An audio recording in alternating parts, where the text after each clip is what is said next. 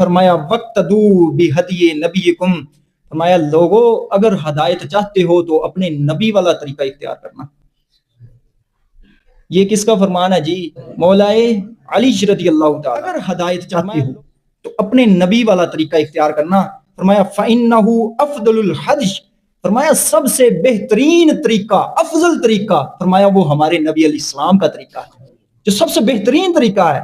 پھر فرمایا وَاسْتَنُّوا بِسُنَّتِهِ، فرمایا لوگوں مصطفیٰ کریم کی سنتوں کے ساتھ چمٹ جانا.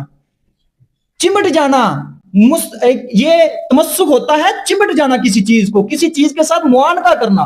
فرمایا چھوڑ نہ دینا مصطفیٰ کریم کی سنتوں کو، میرے نبی علیہ الصلوۃ والسلام کی سنتوں کے ساتھ تمسک کرنا، چمٹ جانا، معانقہ کر لینا.